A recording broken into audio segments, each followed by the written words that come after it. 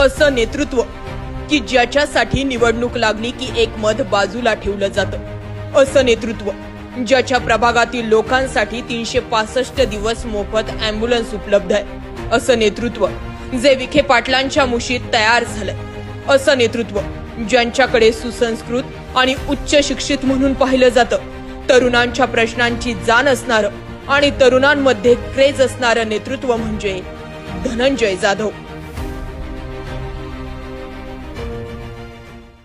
महापालिका निवडणुकांचा श्री गणेशा। लॉस म्हणजे तुम्हाला सांगतो मी की 10-15 वर्ष नगर शहर मागे गेले।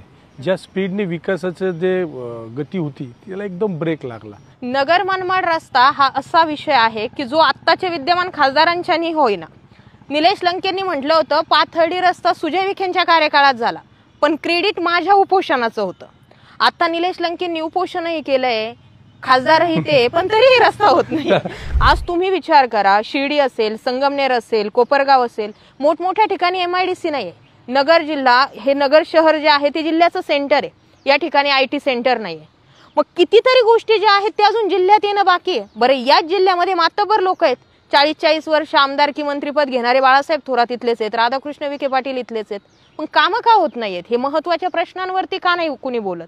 की नगरमध्ये पण नवीन 600 एकर MIDCचं सूर्यदादांचं स्वप्न होतं आणि त्यांचा निकाल लागल्यानंतरही त्यांनी त्याच्यासाठी प्रयत्न केले आहेत आणि ती पण प्रोसेसमध्ये आहे असं मला समजतं। वेळोवेळी पदवीधरसाठी जी आहे ती संधी अहिल्यानगर जिल्ह्याला भेटली। पदवीधरांचे असे कोणते प्रश्न आहेत की जे उचलले गेले पाहिजे? कारण भावी चेहरा म्हणून लोक तुमच्याकडेही बघतायत। तुम्ही भाजपामध्ये आल्यामुळे जुने निष्ठावंत डावलले जात आहेत का? हे करताय। मला अनेक जण विचारतात, मग तुम्ही किती दिवस?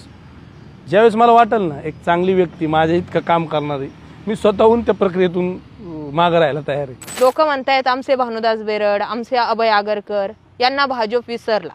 का विसरला?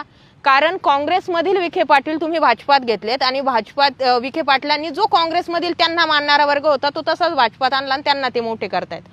आणि राहिला प्रश्न निष्ठावंतांना आणि डावललं किंवा आम्हाला दिलं तर मग तुम्हाला मी अध्यक्ष दिसलो असतो।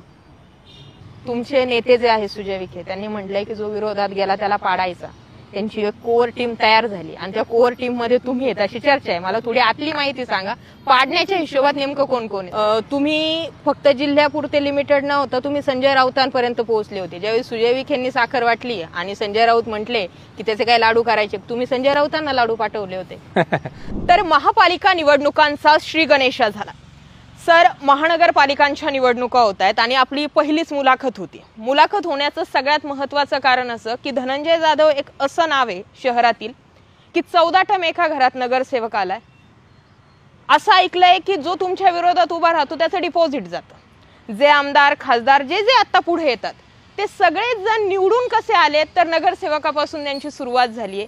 चर्चा तुमच्या बाबत अशी आहे की याही वेळी धनंजय जाधव हे फक्त तुमचा स्वतःचा प्रभाग नाही तर अनेक नगरसेवक तुम्ही निवडून आणणार आहेत। कशामुळे एवढी क्रेज तयार झाली?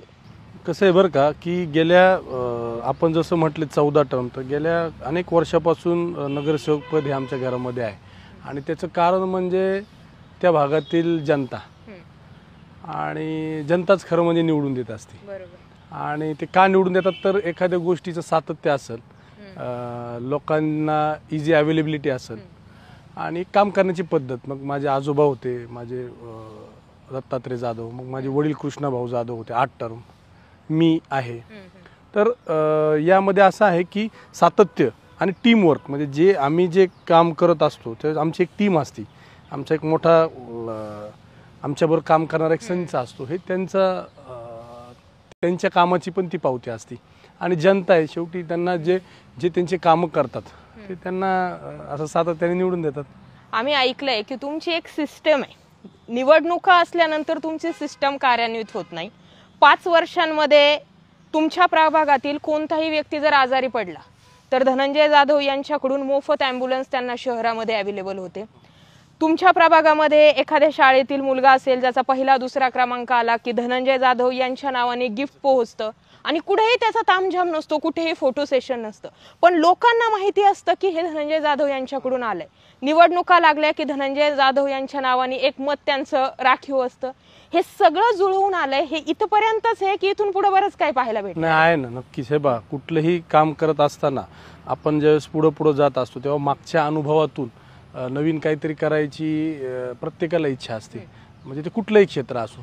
तसंच जर या कामामधून मला एक चांगला अनुभव मिळतोय तर निश्चितच हळूहळू यातही आणखी सुधारणा करून पुढे जाण्याचा निश्चितच प्रयत्न राहील. आणि म्हणजे प्रश्न मी किंवा माझ्या कुटुंबातला नगरसेवक होणं हा नाही आहे, परंतु नगर शहराच्या बाबतीत, नगर शहराला चांगलं ठेवण्याच्या बाबतीत कोण योग्य उमेदवार आहे, कोण चांगला नगरसेवक आहे, ही खरं ह्या निवडणुकीमध्ये आम्हाला एक द्यायचं आहे की ह्या पूर्वीही चांगले लोक महानगरपालिकेमध्ये, नगरपालिकेमध्ये गेलेले आहेत, परंतु लोकांचे प्रश्न समजून त्याच्यावर काम करणारे, इझिली अवेलेबल असणारे नगरसेवक, युवा चेहरे कसे या माध्यमातून जातील याचाही यावेळेस खरं म्हणजे आमचा प्रयत्न असणार आहे. तुमचे नेते इथे राधाकृष्ण विखे पाटील आहे, सुजय विखे पाटील आहे. सुजय विखेंनी ते ठरवून चालले आहेत की मी ठरवून त्या पद्धतीने निवडणुकीची दिशा असणार आहे. याविषयी आपण सविस्तर बोलूयात, कारण विषय हा खूप लंबा जाणार आहे. चला.